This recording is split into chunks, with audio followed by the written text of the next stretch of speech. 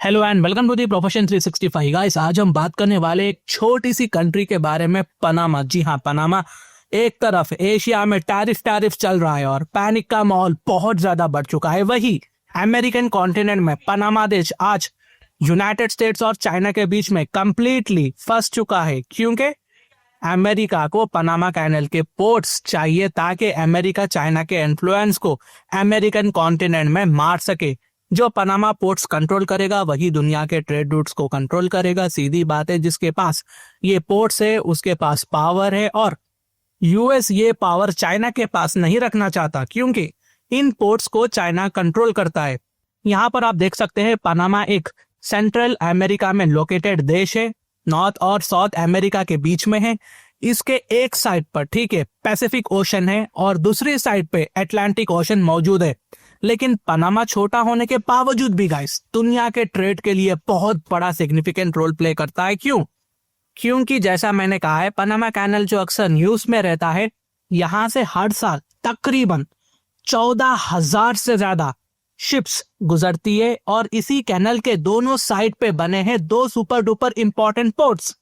पहला बालबोआ port Pacific side पर आपको देखने को मिलेगा, फिर क्रिस्टोबल पोर्ट अटलांटिक साइड पर आपको देखने को मिलेगा। ये पोर्ट्स दुनिया के सबसे बिजी पोर्ट में आते हैं। यहाँ से शिप्स फ्यूल भरती है, शिप्स रिपेयर होती है, शिप्स कार्गो लोड रिलोड करती है। ठीक है, एक तरह से एक बहुत बड़ा चेन है। यहाँ पर कस्टम्स चेकिंग भी होती है। यहाँ पर समझो ये पोर्ट एक इंटरनेशनल स्टेशन जैसा काम करती है। हर आए दिन हजारों करोड़ों का माल गुजरता है यहाँ से। अमेरिका, चाइना, यूरोप, एशिया, सबका ट्रेड यहीं से कनेक्ट होता है। पनामा की इकोनॉमी भी इन पोर्ट्स पे डिपेंड करती है। रेवेन्यू, जॉब्स, फॉरेन इन्वेस्टमेंट सब यहीं से ही आता है। लेकिन डोनाल्ड ट्रंप को शायद शी जिनपिंग पसंद नहीं आए हो।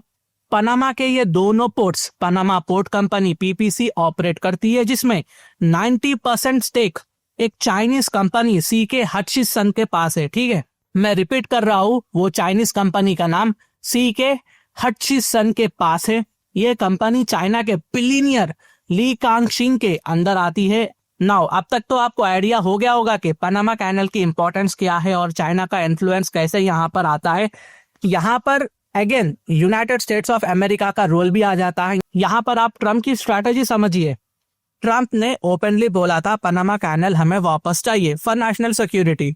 ये डील पहले से ही प्रेसिडेंट डोनाल्ड ट्रम्प के रडार में थी। ट्रम्प का कंसर्न ये था कि चाइना जैसा राइवल पावर को कैनल जैसा रूट पर कंट्रोल नहीं मिलना चाहिए, वरना ये अमेरिका के लिए बहुत बड़ा खतरा है। इसलिए यहाँ पर प्रेशर डाला गया चाइनीज कंपनी सीके हटचिसन पर कि वो अपना स्टेक बेचे और यहाँ पर कोई यूएस कंपनी आ जाए। सीके हटचिसन ने 2021 में अपना कॉन्ट्रैक्ट को रिन्यूअल किया है 25 साल के लिए। अब हटचिसन ने डिसाइड किया कि 40 ग्लोबल पोर्ट का स्टेक, ध्यान से सुनना, 40 ग्लोबल पोर्ट का स्टेक ब्लैक रॉक जो यूएस की कंपनी है और एमएससी जो यूरोपियन कंपनी है, बेसिकली इटाली से, उनको बेचा जाएगा। समझो आप यहाँ पॉलिटिक्स कैसे चल रही है, एक तरह से प्रेशर कैसा डाला जा रहा है। पनामा के दो पोर्ट्स डायरेक्टली ब्लैक रॉक के कंट्रोल में जाने वाले थे, तो आप इससे अंदाजा लगा सकते हैं कि डोनाल्ड ट्रंप ने कितना प्रेशर डाला था इन पर। ये अमेरिका के लिए एक मेजर डिप्लोमेटिक विन होती अगर ये डील हो जाती। लेकिन इसी बीच होता क्या है, जैसा ये इन्फॉर्मेशन पनामा की गवर्नमेंट को मिलती है कि चाइनीज कंपनी हटचिसन अपना शेयर अमेरिकन कंपनी यानी यूएस कंपनी ब्लैक रॉक को बेच रही है, अचानक से ना 29 जुलाई 2025 को पनामा के एक हाई रैंकिंग ऑफिशियल यानी जनरल ने पनामा की सुप्रीम कोर्ट में लॉसूट फाइल कर दिया था इसके बीच कि चाइनीज कंपनी सीके हटचिसन ने जब पनामा पोर्ट्स का कॉन्ट्रैक्ट रिन्यूअल किया था 2021 में, इसको ऑडिट चीफ और पनामा के फाइनेंस इंस्पेक्टर के अप्रूवल के बिना किया था। यानी कि इन लोगों ने इनके अप्रूवल के बिना ही कॉन्ट्रैक्ट रिन्यूअल किया था। ये अनकॉन्स्टिट्यूशनल है। इस तरह का लॉसूट फाइल कर दिया था और आगे इन्होंने ये भी फाइल किया कि हटचिसन के डील में पनामा देश को फाइनेंशियल बेनिफिट बहुत ज्यादा कम मिला है। यानी कि इनको जो इनका हक मिलना चाहिए था, प्रॉफिट मिलना चाहिए था, जितना एक्सपेक्टेड था, उनको नहीं मिला। नाउ अभी तक आपको समझ आ गया होगा कि जो भी मैटर है अब सुप्रीम कोर्ट में चलेगा। अब इसके कुछ दिन बाद 1 अगस्त को पनामा के प्रेसिडेंट एक प्रेस कॉन्फ्रेंस करते हैं। प्रेसिडेंट मुलिनो ने अपने प्रेस कॉन्फ्रेंस में कहते हैं कि मुझे लगता नहीं कि ये कॉन्ट्रैक्ट आगे चलेगा, अब हम कोर्ट के फैसले का इंतजार करेंगे। मोस्ट प्रोबेबली वो हिंट दे रहे थे कि हम या तो पनामा पोर्ट्स को किसी और प्राइवेट कंपनी को दे देंगे, लेकिन वो अमेरिकन या यूरोपियन नहीं हो सकती, या तो फिर हम इसे प्राइवेटाइजेशन करने के बजाय नेशनलाइज कर खुद रन करेंगे। तो आप टाइमिंग देखो, ट्रंप ने पनामा कैनल को टेक ओवर करने की बात कही थी शुरुआत में, और इसके कुछ महीने बाद यहाँ पर अमेरिका का दुश्मन देश चाइना की चाइनीज कंपनी वो अचानक से पोर्ट्स को 25 साल रेन्यूअल करने के बाद अमेरिकन कंपनी को अपने स्टेक्स बेच देना चाहती है।